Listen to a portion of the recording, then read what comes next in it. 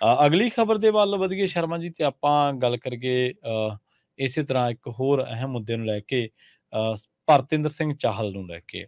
ਸਭ ਫੜੇ ਜਾਣਗੇ, ਭਰਤਿੰਦਰ ਸਿੰਘ ਚਾਹਲ ਦੀ ਵਾਰੀ ਆ ਗਈ ਹੈ ਜੀ। ਤੇ ਭਰਤਿੰਦਰ ਸਿੰਘ ਚਾਹਲ ਨੇ 4-5 ਵਾਰ ਤਾਂ ਵਿਜੀਲੈਂਸ ਨੂੰ ਕਹਿੰਦੇ ਅਣਗੌਲਾ ਹੀ ਕਰੀ ਰੱਖਿਆ। ਪਰਵਾਹ ਹੀ ਨਹੀਂ ਕੀਤੀ ਪ੍ਰਵੀਨ ਜੀ। ਜੀ ਉਹਨਾਂ ਦੇ ਨੋਟਸ ਲੱਗੀ ਗਏ, ਦਰਵਾਜ਼ਿਆਂ ਮੂਹਰੇ ਪੇਕ ਕੇ ਚਲੇ ਗਏ, ਤਲਬ ਕਰੀ ਗਏ, ਜਨਾਬ ਆਇਓ ਨਹੀਂ। ਪਤਾ ਨਹੀਂ ਤਾਂ ਹੁਣ ਯਾਦ ਸ਼ਕਤੀ ਚੱਲ ਗਈ ਹੋਵੇ, ਉਹਨੂੰ ਲੱਗਦਾ ਹੋਵੇ ਕਿ ਨਹੀਂ ਚੰਡੀਗੜ੍ਹ ਤਾਂ ਸਾਡੇ ਵਾਲਾ ਕੈਪਟਨ ਰਹਿੰਦਾ, ਉਹਦੇ ਹੀ ਸ਼ਾਇਦ ਰਾਜ ਚੱਲਦਾ।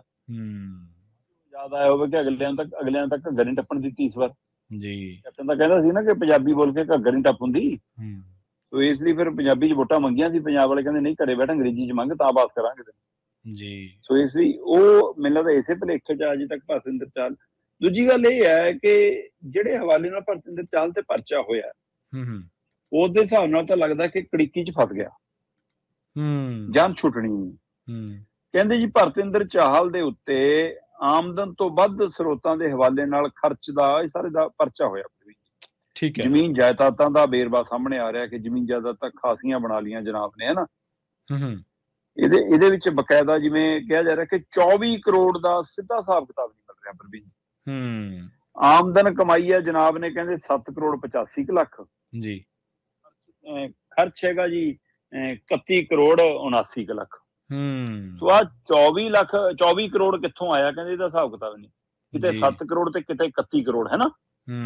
ਸੋ 24 ਕਰੋੜ ਦਾ ਕਹਿੰਦੇ ਹਿਸਾਬ ਨਹੀਂ ਦੇ, ਪਰ ਇਸ ਲਈ ਭਰਤਿੰਦਰ ਚਾਹਲ ਦਾ ਬਚਣਾ ਬਹੁਤ ਔਖਾ। ਔਰ ਇਹ ਅੰਕੜੇ ਦੇਖ ਕੇ ਪ੍ਰਵੀਨ ਜੀ ਤੁਹਾਨੂੰ ਵੀ ਲੱਗਦਾ ਕਿ ਹੁਣ ਨਹੀਂ ਬੰਦਾ ਬਚਦਾ ਜੀ। ਪਰ ਜੇਕਰ ਗੱਲ ਅੰਕੜਿਆਂ ਦੇ ਹਿਸਾਬ ਨਾਲ ਹੋਵੇ ਤਾਂ ਇਹ ਇਕੱਲੇ ਅੰਕੜੇ ਪੈਸਿਆਂ ਤੱਕ ਨਹੀਂ ਹੈਗੇ, ਤੋਂ ਅੱਗੇ ਵੀ ਹੈਗੇ ਨੇ। ਅੰਕੜੇ ਤਾਂ ਇਹ ਵੀ ਕਹਿੰਦੇ ਨੇ ਕਿ ਭਰਤਿੰਦਰ ਚਾਹਲ ਨੇ ਆਪਣੇ ਨਾਂ ਦੇ ਉੱਤੇ, ਆਪਣੇ ਪਰਿਵਾਰ ਦੇ ਨਾਂ ਤੇ, ਆਪਣੇ ਰਿਸ਼ਤੇਦਾਰਾਂ ਮਿੱਤਰਾਂ ਦੇ ਨਾਂ ਤੇ ਬਹੁਤ ਕੁਝ ਬਣਾਇਆ। ਜਿਵੇਂ ਵਿਜੀਲੈਂਸ ਦੇ ਹਵਾਲਿਆਂ ਜੇਕਰ ਮੈਂ ਗੱਲ ਕਰਾਂ, ਕਹਿੰਦੇ ਜੀ ਪਟਿਆਲਾ ਸਰਹੰਦ ਰੋਡ ਤੇ ਇੱਕ ਰਿਜ਼ੋਰਟ ਹੈ ਬਹੁਤ ਵੱਡਾ, ਹੈ ਨਾ, ਲਗਜ਼ਰੀ ਬੈਡਿੰਗ ਰਿਜ਼ੋਰਟ ਜੀ। ਨਾ ਵੀ ਮਤਲਬ ਰੱਖਣ ਲੱਗੇ ਸ਼ਰਮ ਨਹੀਂ ਆਉਂਦੀ ਫਿਰ ਇਹਨਾਂ ਲੋਕਾਂ ਨੂੰ ਜੇ ਇਹੋ ਜਿਹਾ ਕੁਝ ਕਰਦੇ ਆ। ਦਸ਼ਮੇਸ਼ ਲਗਜ਼ਰੀ ਬੈਡਿੰਗ ਰਿਜ਼ੋਰਟ ਹੈ ਜੀ, ਠੀਕ ਹੈ ਨਾ।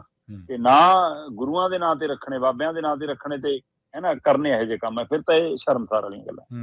ਸੋ ਦਸ਼ਮੇਸ਼ ਲਗਜ਼ਰੀ ਬੈਡਿੰਗ ਰਿਜ਼ੋਰਟ ਹੈ ਜੀ, ਕਹਿੰਦੇ ਉਹ ਕਿੱਥੋਂ ਆਇਆ ਉਹਦਾ ਹਿਸਾਬ ਨਹੀਂ ਪਤਾ ਲੱਗ ਰਿਹਾ, ਹੈ ਨਾ। ਠੀਕ ਹੈ।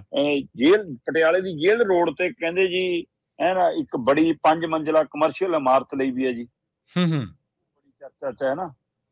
ਇਸੇ ਤਰ੍ਹਾਂ ਕਹਿੰਦੇ ਜੀ ਇਹ ਤੋਂ ਇਲਾਵਾ ਜਨਾਬ ਦੇ ਕੋਲ ਟੋਲ ਪਲਾਜ਼ੇ ਦੇ ਨੇੜੇ ਹੀ ਆ ਪਟਿਆਲੇ ਰੋਡ, ਪਟਿਆਲਾ ਨਾਭਾ ਰੋਡ ਦੇ ਉੱਤੇ ਨਾ ਕਹਿੰਦੇ ਕਲਿਆਣ ਪਿੰਡ ਪੈਂਦਾ, ਉੱਥੇ 72 ਕਨਾਲ 14 ਮਰਲੇ ਜ਼ਮੀਨ ਪਈ ਹੈ ਜੀ, ਉਹ ਇਹ ਸਰਕਾਰ ਦੇ ਸਮੇਂ 'ਚ ਲਈ ਜੀ।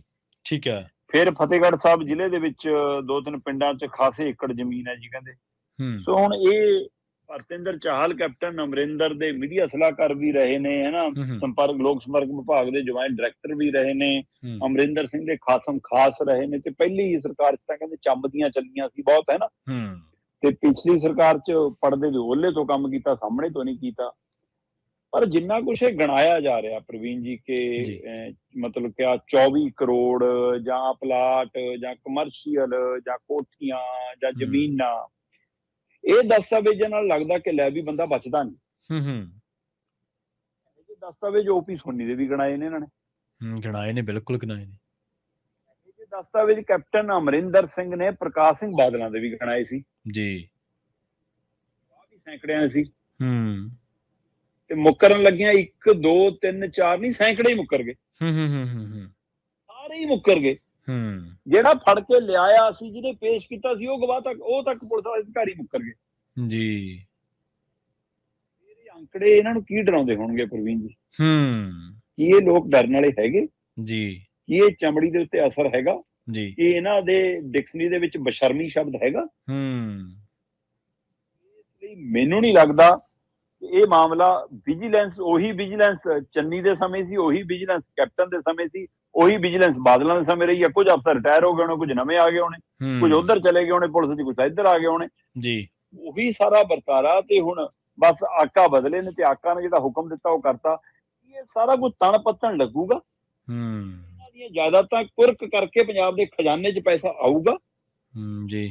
ਇਹ ਬੇਦਾਗ ਹੋ ਕੇ ਬਾਹਰ ਆ ਜਾਣਗੇ ਤੇ ਸਵਾਲ ਫਿਰ ਹੁਣ ਵਾਲੀ ਸਰਕਾਰ ਨੂੰ ਕਰਨਗੇ। ਜੇ ਤਾਂ ਇਹ ਸਿਆਸੀ ਡਰਾਮਾ ਹੈ ਪ੍ਰਵੀਨ ਜੀ, ਪੰਜਾਬ ਬਾਰ-ਬਾਰ ਠੋਕਰ ਖਾ ਰਿਹਾ ਜੀ। ਜੇ ਇਹ ਸਾਰੇ ਕਿੱਸੇ ਕਹਾਣੀਆਂ ਸਿਰੇ ਲੱਗਣਗੇ, ਕਰਦੇ ਹਾਂ ਕਿ ਪੰਜਾਬ ਦਾ ਖਜ਼ਾਨਾ ਨੱਕੋ ਨੱਕ ਭਰੂਗਾ ਤੇ ਉਹਦੇ ਵਿੱਚੋਂ ਮੌਜੂਦਾ ਸਰਕਾਰ ਠੁੰਗ ਮਾਰ ਕੇ ਕਦੇ 45 ਲੱਖ ਦਾ ਜਹਾਜ਼ ਤੇ ਕਦੇ 5-5 ਇਹਨਾਂ ਕੋਠੀਆਂ, ਕਦੇ ਜੀ ਕਹਿੰਦੇ ਦਿੱਲੀ ਵਾਲੇ ਮਤਲਬ ਕਿ ਮਿਲੇ ਹੋਏ ਉਹ ਸਾਰੀ ਸਿਕਿਉਰਿਟੀ ਖਜ਼ਾਨਾ ਪੰਜਾਬ ਦੇ ਸਿਰ ਚੋਂ, ਫਿਰ ਇਹ ਖਰਚੇ ਨਹੀਂ ਹੋਣਗੇ, ਇਹ ਵੀ ਉਮੀਦ ਕਰਾਂਗੇ। ਜੀ